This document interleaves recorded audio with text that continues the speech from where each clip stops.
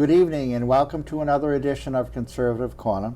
I'm your host, Tom Mountain. I am a Republican State Committee man from Massachusetts, and specifically as it applies to tonight as well, in particular, I am the Vice Chair of the Massachusetts Republican Jewish Committee.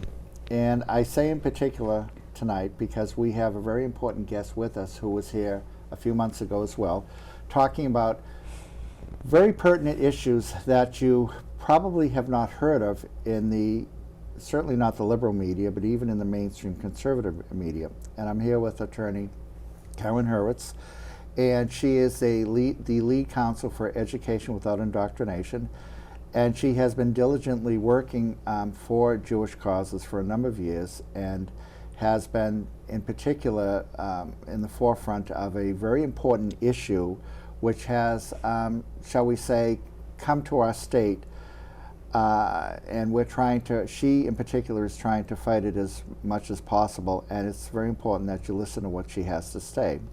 So if you would, Karen, please tell us, since your last visit, tell us some updates about the ethnic studies curriculum which was put on hold or stopped.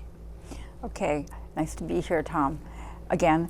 Yes, the ethnic studies bill that was proposed did not get passed because there was a rush of legislation at the end of the fiscal year, July 31st. However, it did get reported favorably out of committee, and you're talking about at the Massachusetts State House. Yes, I am. Yes. And it's probably going to be the subject of a huge push once the legislature comes back into session. So the reason that this is very concerning is that it's a, this was proposed in the wake of George Floyd and the anti-racism movement, but it goes far beyond what it was intended to remedy. And I'm going to read you just a very brief paragraph of the preamble to the bill.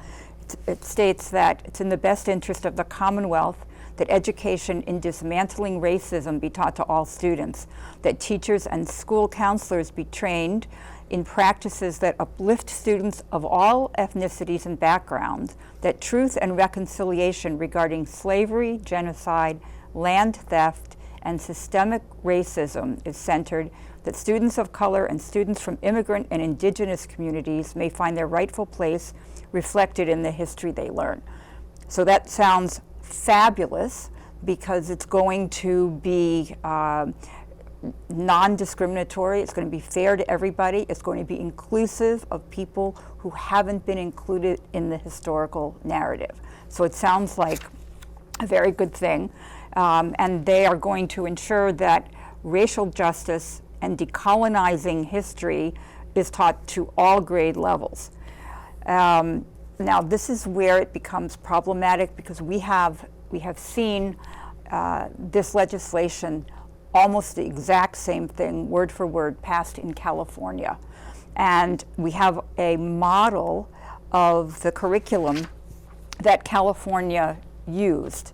And this should scare everybody who believes that history and social studies should be based on accurate recorded history, not through a distorted lens that preaches critical race theory and the oppression / victimhood narrative, which is what the California curriculum has been doing. Because what it's doing is it's creating identity politics, and it is pitting races against each other, and it's using a narrative of historical white oppression.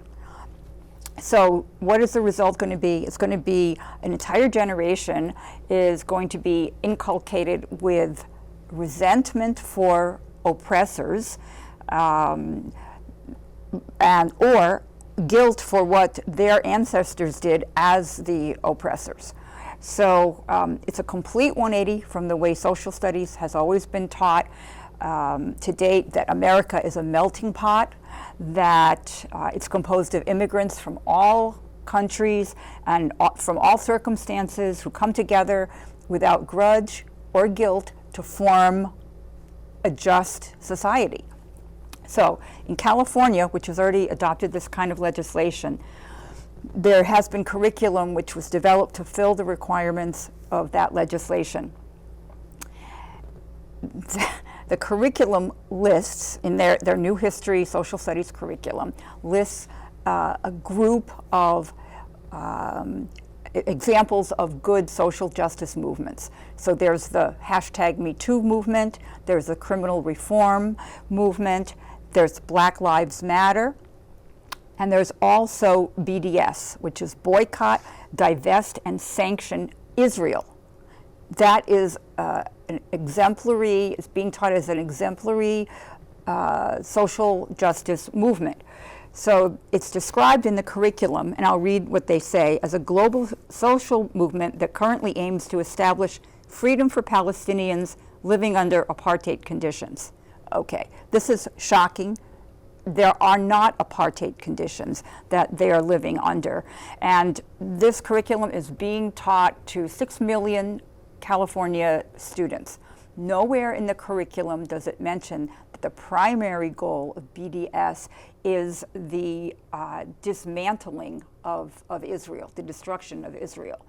It's the 1948 War of Israel Independence is being taught as the catastrophe, is being taught as the Nakba, which is Arabic for catastrophe. And it is skewing, it's teaching history through a political lens that's inaccurate.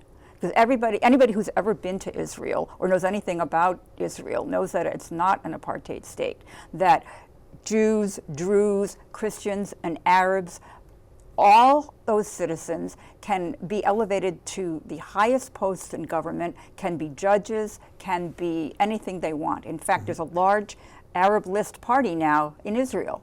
So anybody who knows anything about it would say that this narrative is wrong. But yet students from K through 12 are being taught this in California. And in addition to that, the curriculum lists a bunch of influential people of color who are used as examples for students. The list does not include Dr. Martin Luther King Jr., John Lewis. It doesn't include Supreme Court Justice Thurgood Marshall, but it does include some violent revolutionaries that probably should not be used as inspirations. Yeah. For instance, there's Mumia Abu-Jamal. He's a former Black Panther member. He's serving a life sentence right now for first-degree murder of a cop who had stopped his brother. In Philadelphia, I remember exactly, the case. Yeah. Exactly. So he's listed in the California curriculum as somebody that they're teaching the students about instead of Martin Luther King. What about Black women role models? Are they teaching anything about Katherine Johnson? If you know anything about her, she was a brilliant NASA scientist, Black woman scientist who was included in an otherwise all-male research team. They calculated the orbit of Apollo 11 flight. There was a movie made about her called Hidden Figures. Okay, imagine how her story could motivate Black girls, right? Or Mae Jemison, the first Black female astronaut. Okay, right? Not included. Do you know who's included instead? Assata Shakur. She was an activist from the 1960s. Was convicted of murder. She's convicted of murder during a shootout with police. She escaped from prison. She fled to Cuba, and she's been granted asylum in Cuba. Yes. She's living in Cuba right now. So it's a completely skewed curriculum, and you wonder, it's been in place in California. It is in place in other school districts all over the United States who haven't mandated it yet. But you wonder why there's such violence. People are being worshipped who are violent, who create violent examples instead of peaceful examples. So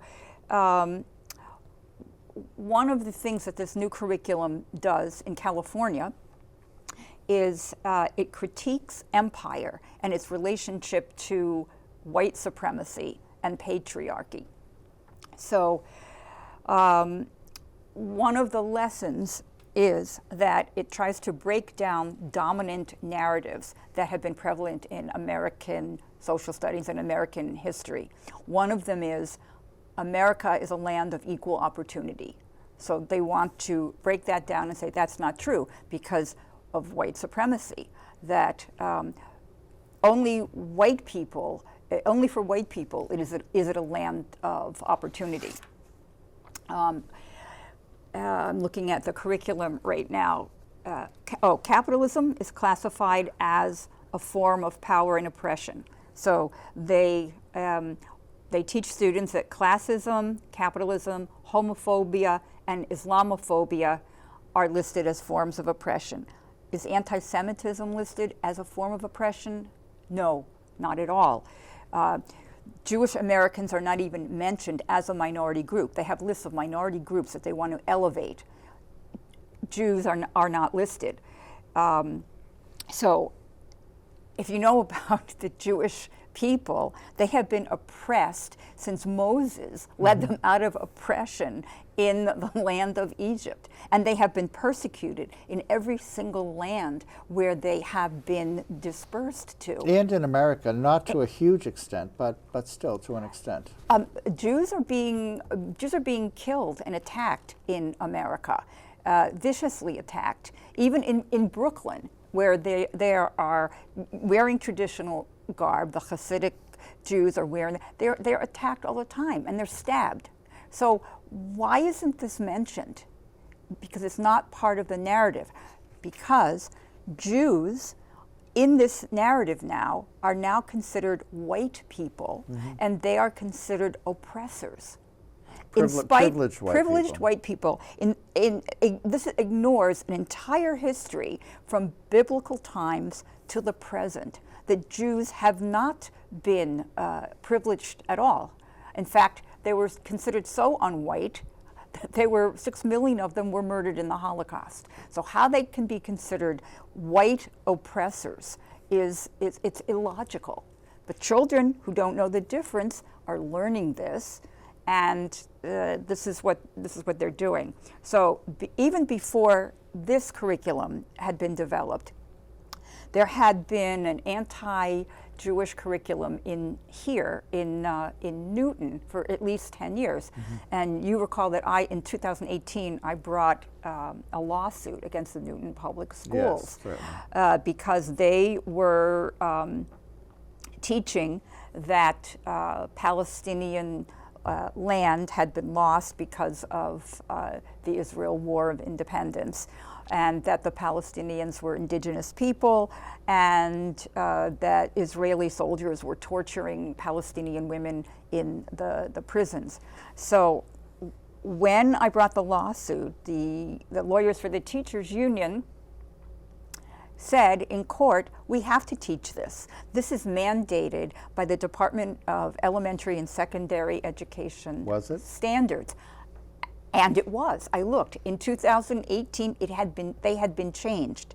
They had been updated to say that the 1948 War of Independence in Israel created a refugee population of Palestinians. Now, Palestinians were not even a group until the 1960s. So this is just plainly wrong. And I wrote at that point to the Combined Jewish Philanthropies, to the Anti-Defamation League, to the Jewish Community Relations Council, and I said, do you know about this change? This is deadly for Jews. This is putting a target on the back of every Jewish school child, statewide. And they said they didn't know about it.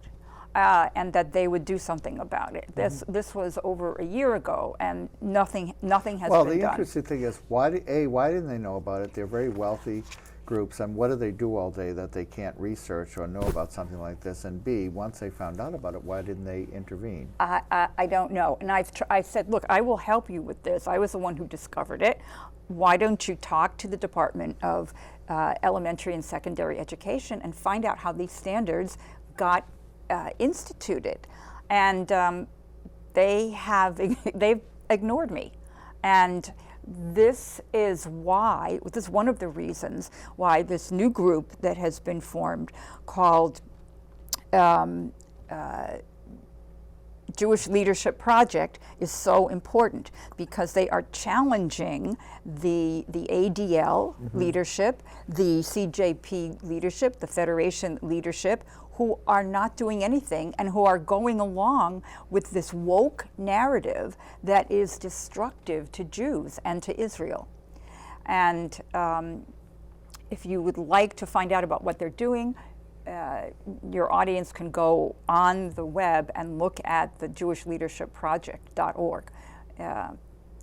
And you had mentioned that this whole California initiative, which is now basically an integral part of the education system in the public schools of California, that would have come here, and that it was positioned to be passed here in the state legislature, but they didn't actually vote on it.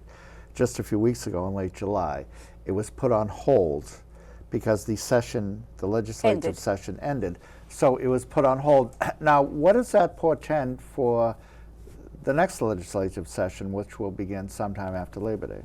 I think that this is going to be pushed now that the things that took priority in July, at the end of July, you have to remember that the legislators were up for 38 hours straight passing last-minute legislation and voting on things which had to be voted on. This was just apparently it did not take priority. It could wait. In other words, it could wait. The liberals, or the people who push this in the state legislature, determined that, well, this can wait while we take care of the other priorities, which they assume are important. So, in other words, this could, and very likely, may be taken up with the next state legislature. And this is a very ominous development. And this is something that, again, you will not hear about in the so-called mainstream media, either the TV news or the newspapers, and certainly not the token semi-conservative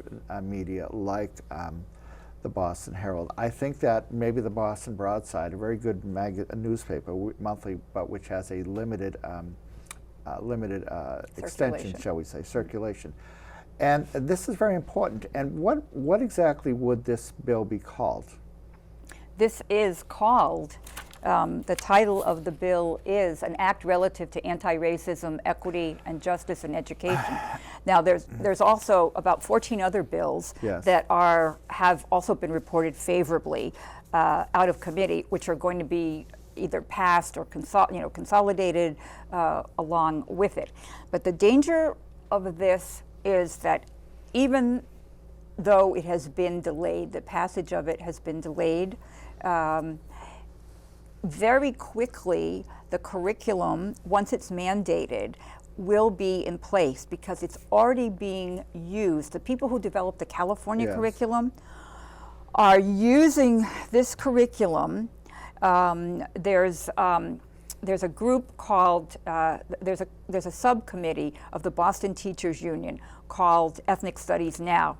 It's an organizing committee. They are using the California curriculum in pilot schools in Boston already. So it's already being taught. It already is in place. Another danger is that the group in California which developed this curriculum already had contracts with a lot of the school districts there. School districts are autonomous, and they can choose whatever group they want to help them develop their curriculum. It's not a state-developed curriculum. So because this group was already in place with contracts, They got many of the contracts to develop the curriculum in California. We have the same thing already happening in Massachusetts. There's a curriculum mill called Primary Source. It's in Watertown. It already has contracts with over 50 school districts. The danger of this, very dangerous thing, is that their Middle East curriculum, the history and the current events in the Middle East curriculum, have been written by the Qatar Foundation. Okay. Qatar is writing curriculum being used in K through 12 with in Massachusetts on the Middle East. So Qatar is the leading, along with Iran, one of the leading exporters of terrorism and anti-Semitism in the world today.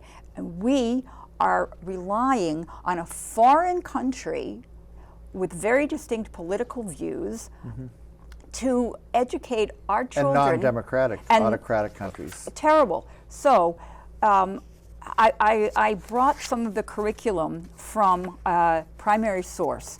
Primary Source has a unit on what teachers need to know about the Middle East.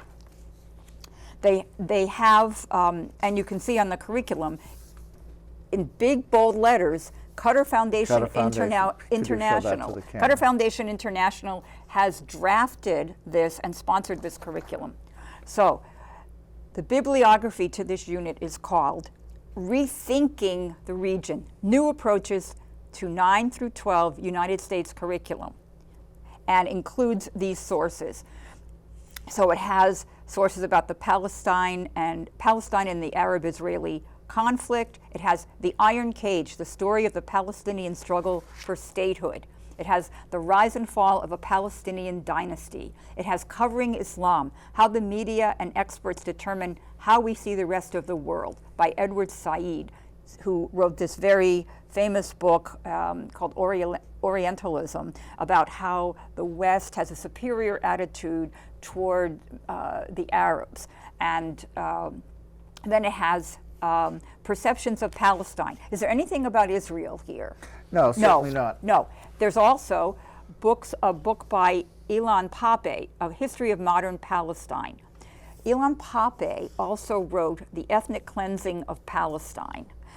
There is none of the books in this bibliography and in this course that is being taught right now in Massachusetts, without even the Ethnic Studies Bill being passed, presents an accurate historical perspective that includes the history of ancient Israel, the expulsion of the Jews from Israel, the destruction of the temple by the Babylonians and then by the Romans, the continuing presence of the Jews in Israel throughout the Roman occupation, and then the Ottoman occupation to the British Mandate and the establishment of Israel.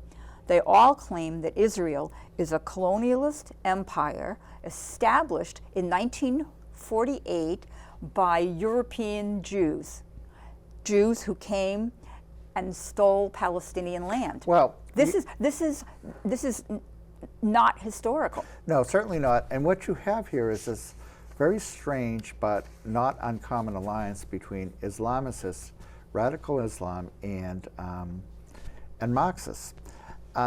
Basically, what you're describing and what could happen here is that this could become a part of the curriculum in every public school in Massachusetts. It is. If it's not stopped. It's already in 50 public schools. It's already infiltrated 50 public schools.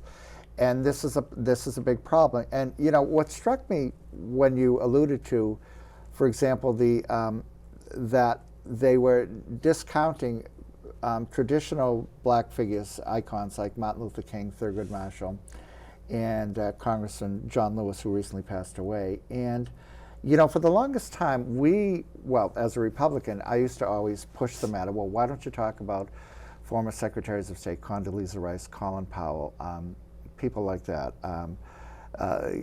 and they never had an answer, of course, of that. And but now it's gotten to the point where, forget about talking about them. Now they're even discounting moderates or historical icons like Martin Luther King, people like that. And that's really astounding that they would choose to use some of the most vile Marxist violent killers, like you described, Well, the as other- role models. The other thing about excluding anything about Martin Luther King is that it was purposefully done because Martin Luther King Was he united? wanted a United States where people would not be judged by the color of their Right. skin. The ethnic studies curriculum wants people to be judged by the color of their skin. Exactly. So he is not an idol. He is not somebody to look up He's to. someone that they will discount, and this is a part of also the critical race theory, the curriculum, and it's also being propagated by such radical left-wing icons as Professor Ibram Kendi, who wrote the book How to Be an Anti-Racist and How to Have an Anti-Racist Anti-Racist Baby. which is mind-boggling that people actually take this guy seriously, but they do, especially in the liberal communities like Newton and Concord and elsewhere. And his book is on the reading list for many school districts. It's very bizarre. It's displacing other books. It's very bizarre. It really is. Now the question is, because we have to wrap up soon, and you've given us a wealth of information, and I'm glad that you presented it in such a clear, concise manner. Is as we get into the fall, what can people do, and how can we really counter this Okay. to prevent it from becoming codified in the public schools via the state legislature? I think there's two things that I would suggest to people. Oppose this bill. Oppose any of these bills. Does this bill have a number? It probably It doesn't have a changes. number yet. It will change. It's changing. But you can look it up. It's in Sure. the Mass Legislature will have it. And the other thing is to really push for the adoption of the IHRA definition of anti-Semitism. What does that stand for? That's the International Holocaust Remembrance Alliance definition of anti-Semitism. It has been accepted and adopted by many countries and about 30 states. Representative Stephen Howitt last year introduced a bill to adopt this, the IHRA definition of anti-Semitism, and the Combined Jewish Philanthropies and the ADL and the Jewish Community Relations Council refused to support him. So we in it. have to lobby them. We have to lobby them, and we should lobby them through the Jewish Leadership Project. Yes, indeed.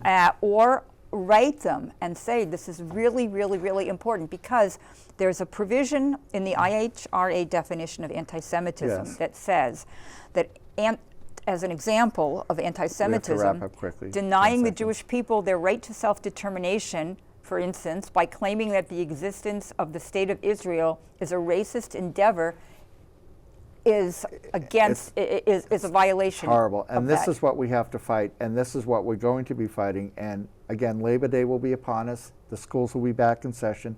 Folks, we have to be alert to these things that are coming our way.